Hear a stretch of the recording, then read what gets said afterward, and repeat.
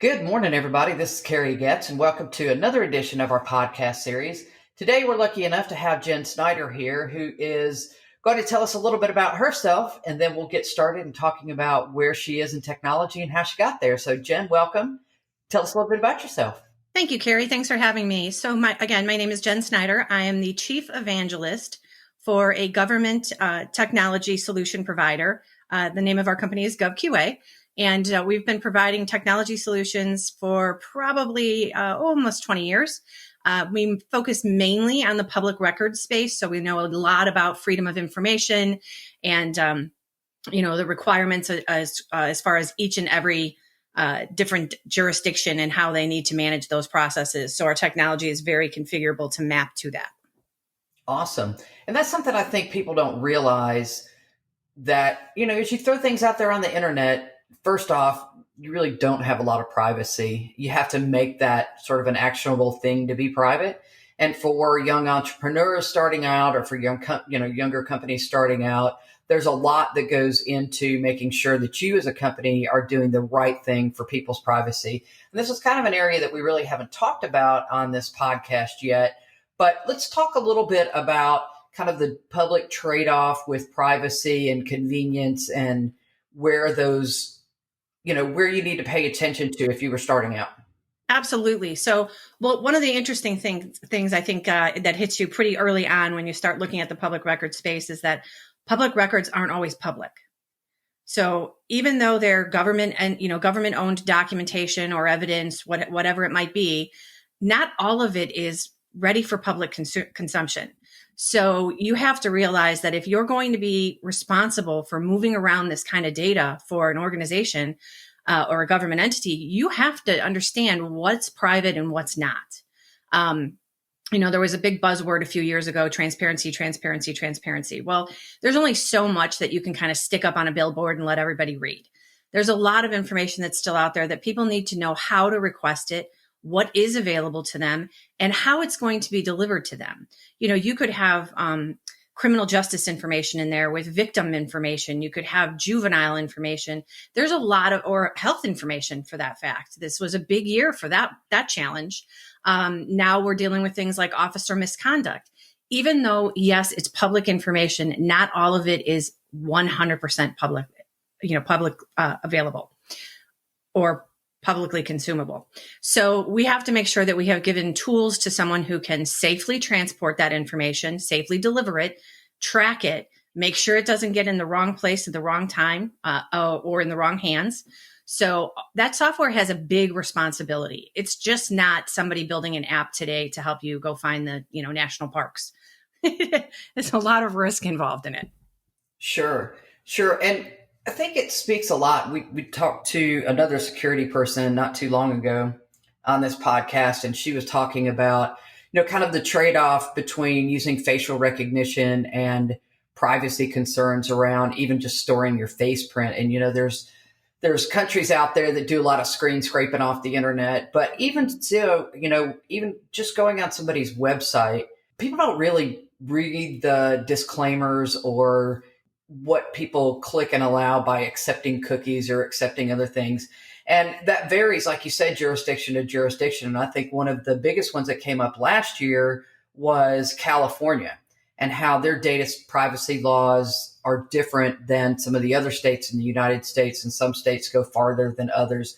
And so just a good rule of practice, if somebody was looking to get into data security and sort of understanding all of this, we think of cybersecurity, which is more like keeping the hackers out, keeping your website safe, and keeping the ne'er-do-wellers at a good arm's length.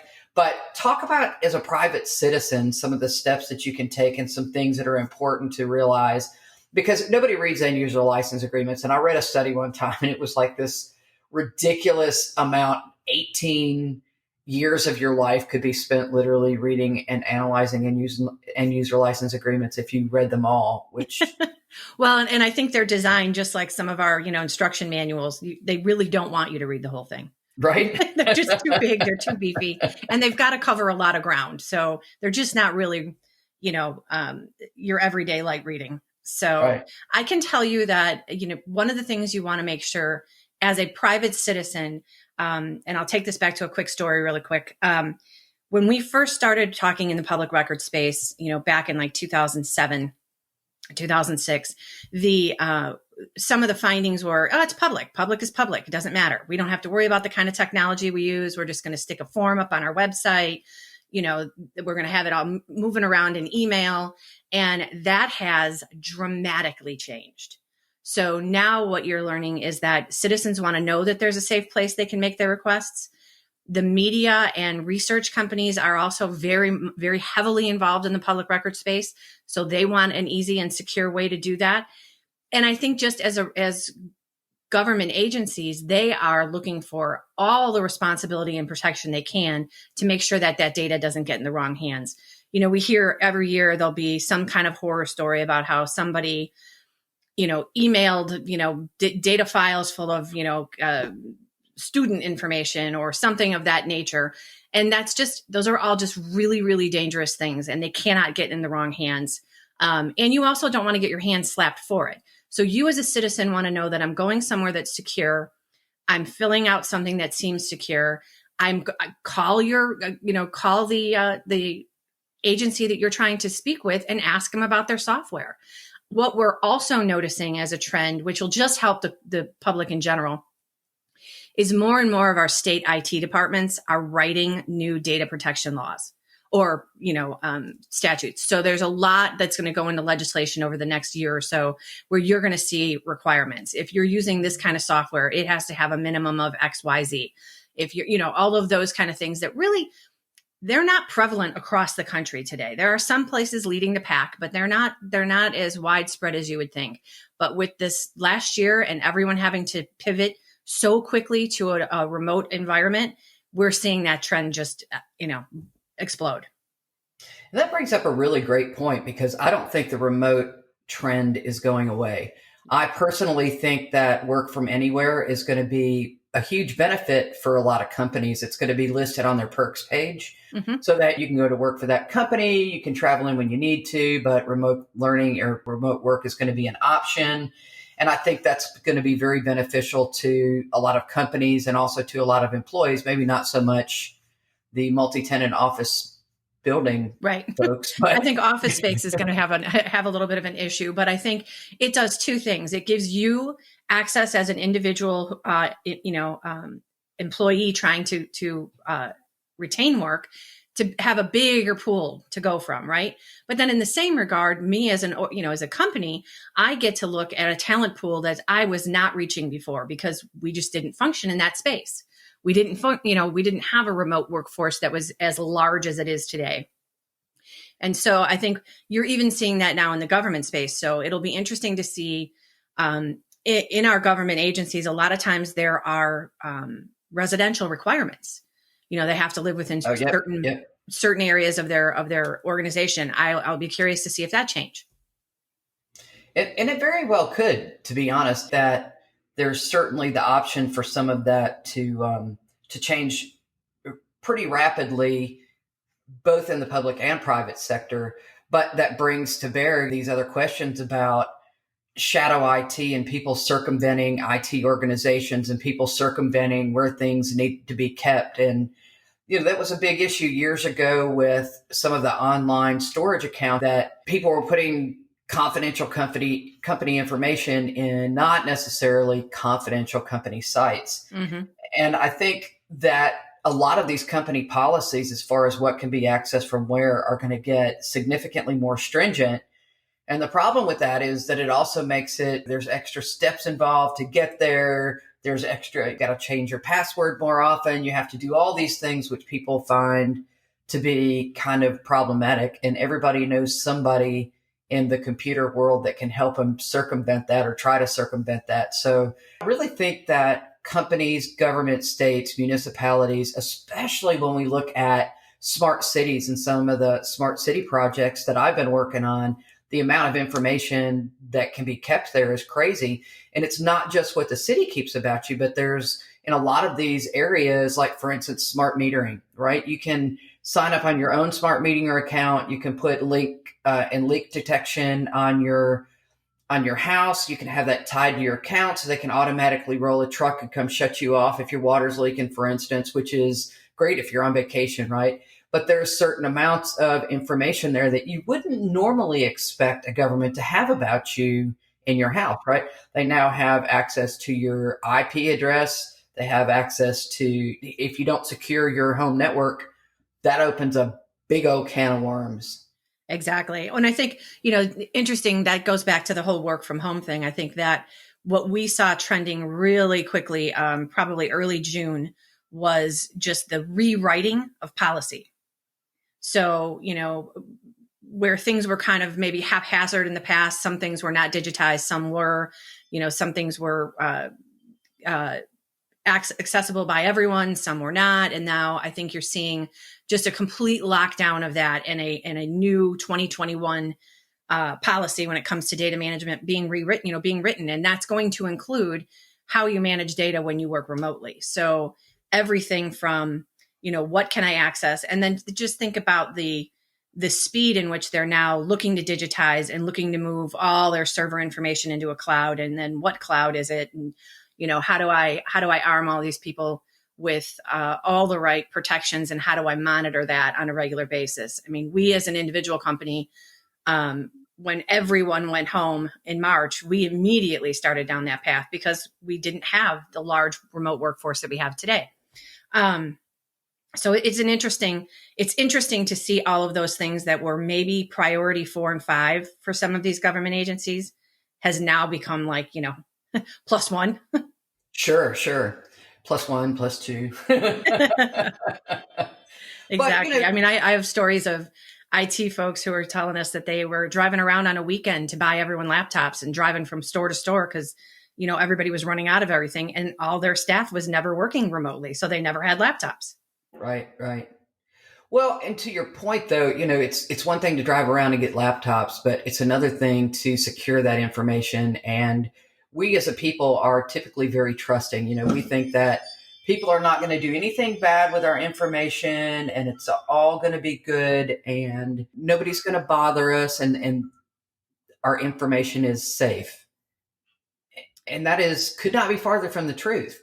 And the same thing with company, government, or any data information that's out there, whether it's your personal business or what's going on with your employer, public or private sector. And I think that we really have to examine tools that kind of do more than just keep honest people honest. They have to really make it difficult for people to get access to and disseminate information that they should not be. Absolutely. So some of the things that I can tell you just from the evolution of our software. I mean, there's things in there now where, we can start to identify things like social security numbers and driver's license numbers, things of pattern, which shouldn't be put in places that it shouldn't go. So we're able to kind of flag it and identify, wait a minute. So you're going to see more and more of that stuff. Like, wait, why do you seem to be putting in a credit card number? This is not the time to do that. I cannot tell you how many stories I've heard of people who just get on one of those forms and just blast in every piece of personal information they have because they just want to be serviced. And it's like, well, you're trusting that someone on the other end is the person who should have that kind of information. Right. Oh, sure. And all these phishing attempts. And I can't tell you, just from our Secretary of State here in Mississippi, we've had 2 or 3 different letters, I think, for organizations pretending to be legal entities of the Secretary of State's office. And they're not, they're just drumming up business, but they're doing it in a borderline ethical manner. Oh yeah. I mean, I was working with a couple of different cities out on the East Coast who were hacked over the last few years.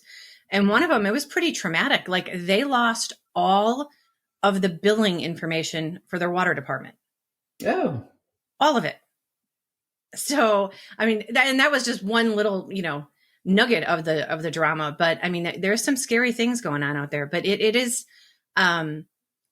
it's refreshing to see that, with what has happened this year, if any goodness comes out of it, it's just some more responsible policies and some awareness. There's been so many scams and so many, fraudulent activities that have come out of the pandemic that I think it's hopefully heightened everyone's awareness, to your point about not being so trusting. Well, I think it heightens people's awareness that are sort of IT savvy or at least kind of used to those types of policies. But there's a whole sector of the population out there, the elderly, people that aren't very tech savvy, that are really sort of, starting out on this journey. And I think those are the people that are most vulnerable and need the most protection. We've heard time and time again about these ransomware attacks and how they go after the smaller cities, the smaller entities. And because, they're the most vulnerable, they don't really have the assets to do that. And I think some of these software programs and some of these cloud services are really amazing equalizers when it comes to the ability to protect what you have and protect that data. Because honestly, it's like radar guns and radar detectors. Nobody's going to be able to catch it all. Right. Right. But you got to put up whatever you can. I mean, and that's just, for instance, using, let's use HIPAA data or CJIS data, which is our criminal justice information. When any of that kind of data is moving around now, I mean, there is a massive amount of risk in that. And so you have to be prepared not only to protect the citizen who's trying to get at this information, and maybe it's their own personal information, but it still has to move around. So you want to make sure that they feel comfortable, adding things in that might seem like a hassle to the public sometimes, like two-factor authentication and things of that, things like that. Might seem like a hassle, but I think the more and more we just keep educating the public, they'll realize that it's a necessary evil. Oh, that's an extra step I'm always happy to take. Right. Exactly. Exactly. There's, things like that, changing your passwords, making your passwords bigger, all of those, don't have the passwords on the fridge.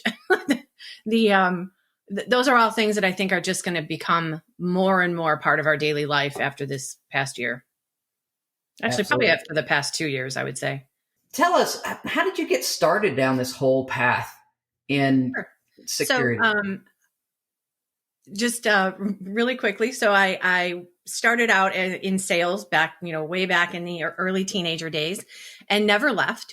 So I was, entrepreneurial when I was raising my children, and I ran my own daycare. And then I decided to take that because I really liked the entrepreneurial space, and I took that into real estate. So I was a realtor for multiple years. And then, as the market was starting to crash in 2007, 2008, I started to kind of think about, it's such a seasonal business. It has so much seasonality, and it's very ups and downy. And my kids were young, and I was, looking to be able to be at baseball games and sporting events and things of that nature. So I decided to kind of say, all right, well, if I can sell this and that, and, all the different things I've sold across my career, I absolutely can go into another field. So let's look at what makes most sense for us. And obviously for me, that was tech, because it was still ever growing.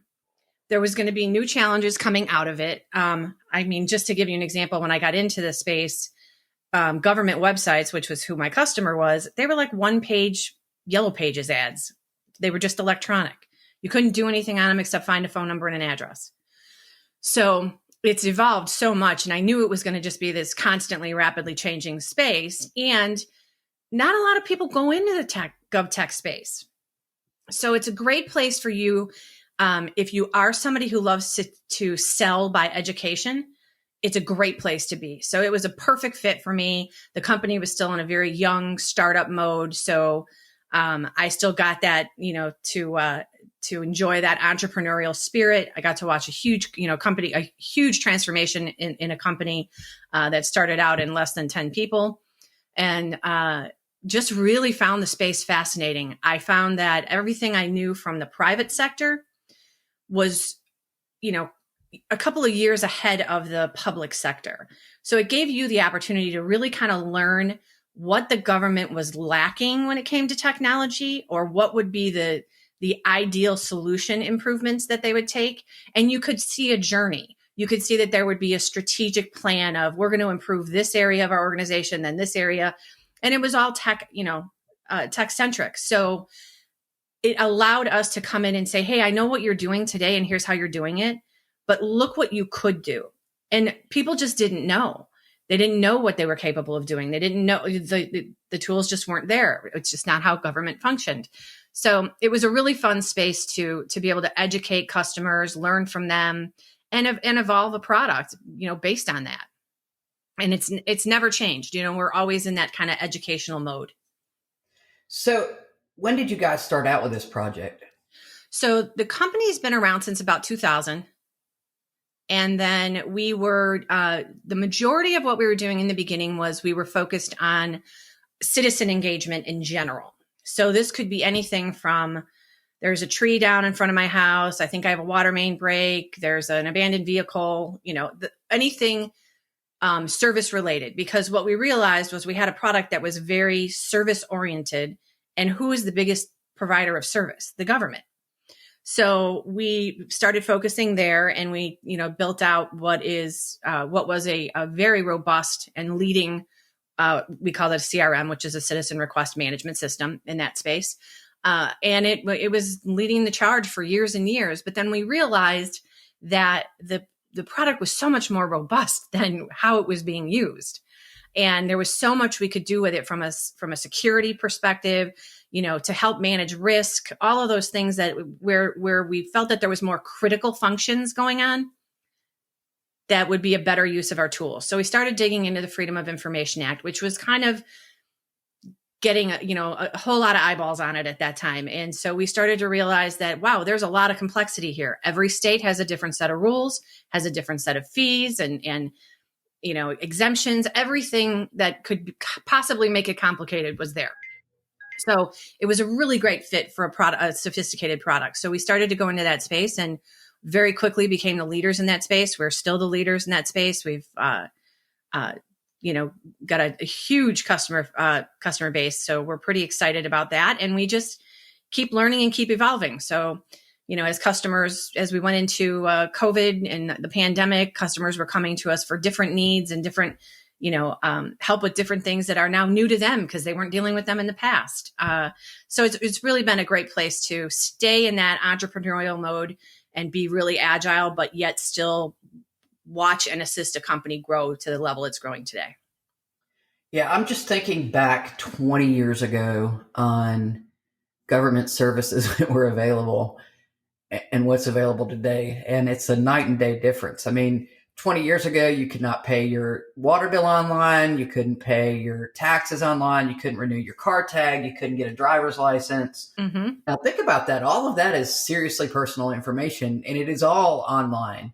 Yep. And if you're not careful about that data, a lot really goes into that. So I think it's really a cool service that you guys offer to be able to go in and kind of circumvent some of that and help some of these, especially the smaller municipalities that just don't have the headcount to do that, to be more secure in what they do.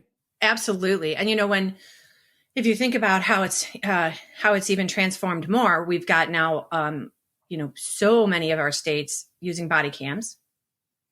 So you've got body cams, you've got dash cams. That's all footage that's public record. So now you've got now the public knows, hey, you have body cams because we're paying for them as citizens, and I want that footage. Well, a lot of times that footage is part of an active investigation. So you've got to give people tools to be able to communicate, and create the same positive sense of openness, yet in a safe way, because I can't just ship a video off to you. Then we've got all the states that are now moving toward new rules around officer misconduct.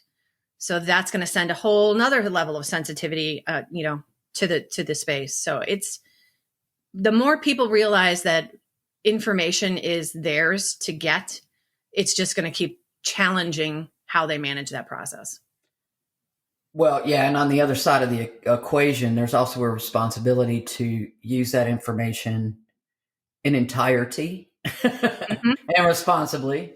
And I think anybody that's watched the news over the last year can say that not all information has been used in its entirety or responsibly. And, there's a lot of cherry picking that goes on for good and bad. And it's a shame that everybody gets so stirred up. And then you hear a month later that something that was very exculpatory was intentionally left out. I was just going to say that is a really great point because, information is unfortunately meant to be manipulated. So you sometimes don't get it in its entirety. It might have been delivered to you in its entirety, but you may not use it that way. Exactly. Exactly. And no, I think that that's something that you talked about policies changing in government and even companies, how they deal with information and what they do with that information. But I think that there's just a huge, huge onus on people to do their homework and to figure out what to do with that information, especially if something comes from a Freedom of Information Act from the government, because there's stuff that's redacted and people can manipulate that, to your point.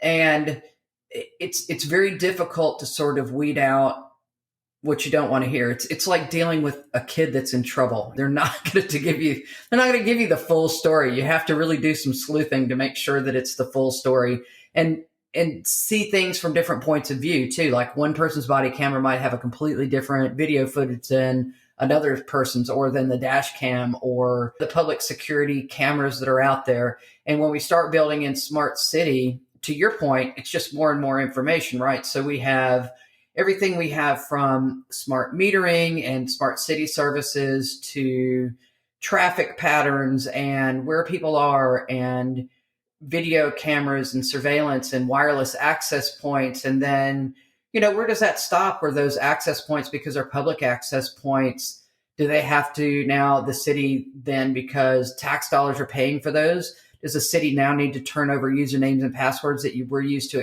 access that? And so I think this is going to be one of these never ending, continuously evolving topics. Oh, absolutely. And I mean, as far as rewriting policy, when it comes to the Freedom of Information Act, you'll see so many states whose policy is 20 years old.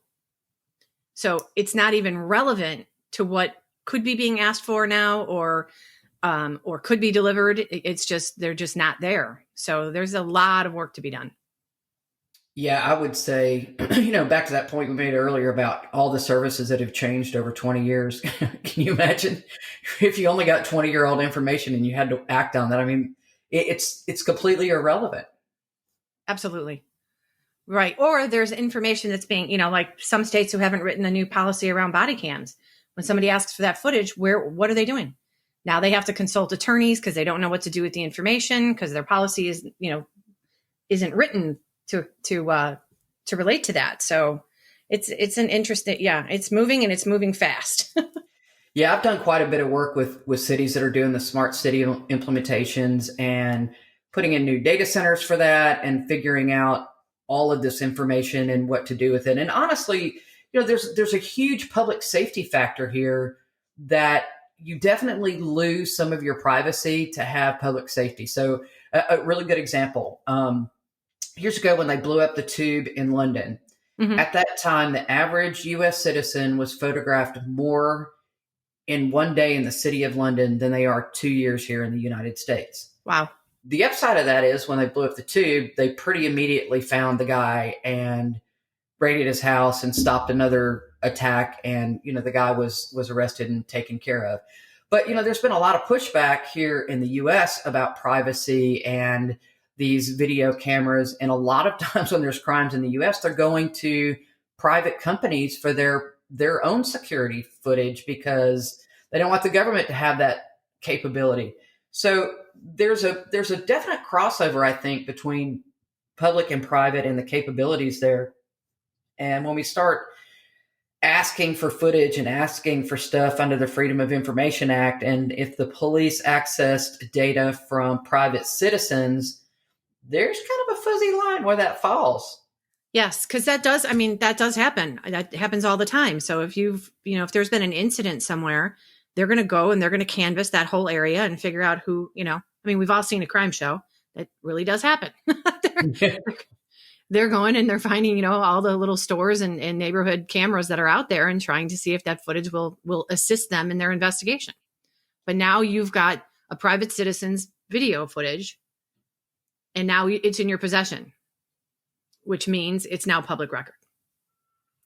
So if we had folks, that are listening to this podcast, since we are sort of career oriented and certainly vets coming back from service, I think, going into government IT and government security is a good avenue for them. Same thing with data centers and just IT in general, because it's all pretty procedural anyway. But if somebody were to sort of look at where they might find job openings from this, or, how to kind of get involved, maybe not getting hired on by their local city, but certain software or other things that support a city, where would you recommend that they go and start looking for these, and kind of where would you recommend they start networking and figuring out where these opportunities are? Sure. So there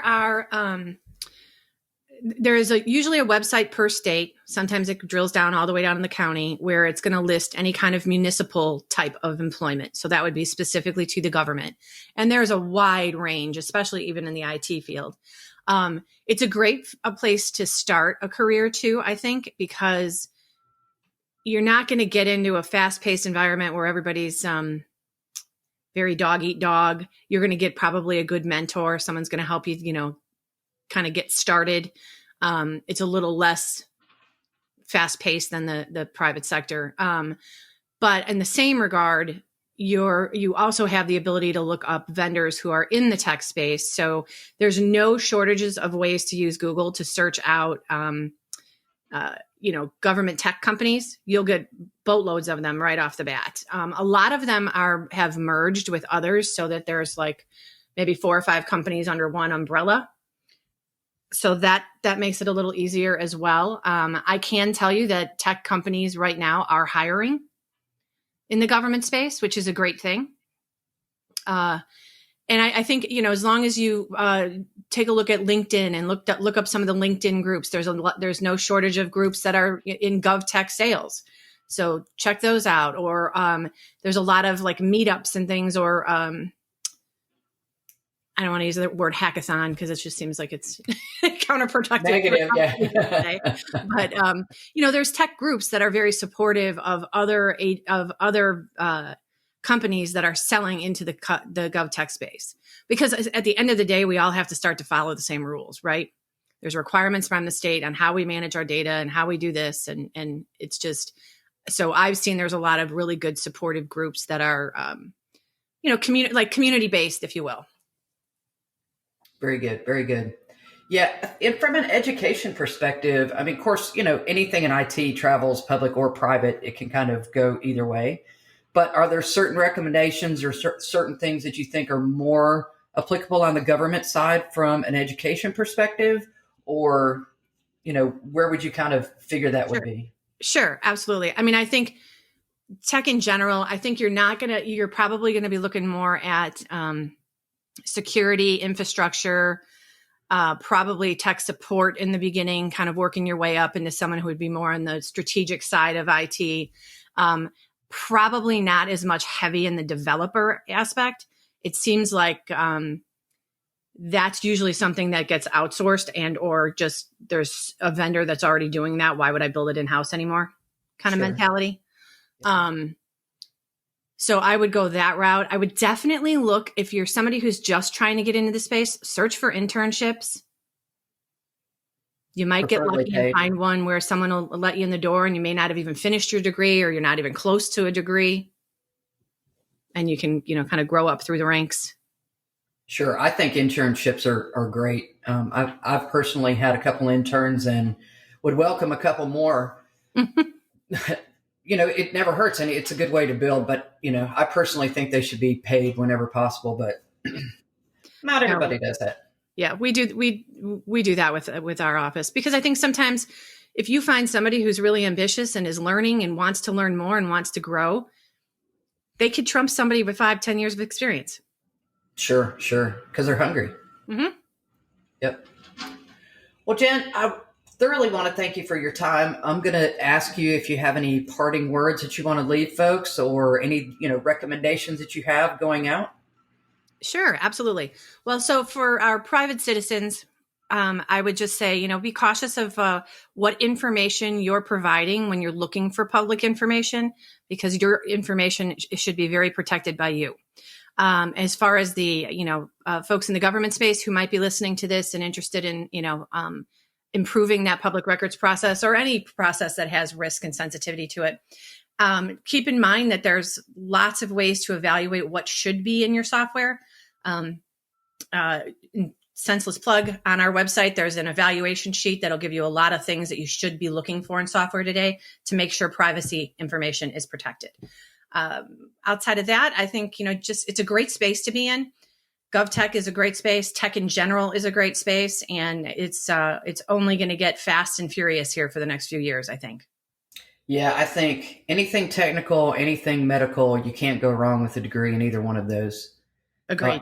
Or science in general, because that really is sort of the way of the world moving forward. And one more time, if you could give us your website for those people that are sitting in a car listening. Sure, absolutely. Can I add one more thing, Carrie? Sure. So one of the other career ideas, when it comes to tech, is also think about, maybe you're not somebody who really wants to be fully embraced in the tech itself, but people still have to implement the tech. People have to be project managers in tech. They also have to be technical writers to write user guides and things of that nature. So there's a lot of avenues in the tech space that doesn't always necessarily mean I know how to code. Absolutely. Coding is only one itty bitty piece. We say that a lot on this podcast. And I think that is a big misnomer in tech, is that you have to write code, and there's a million things that have nothing to do with code: operations, construction, you name it, even trades. And we focus on a lot of those too. So definitely a good point. So give us your website. Sure, absolutely. It is govqa.com. There you and go.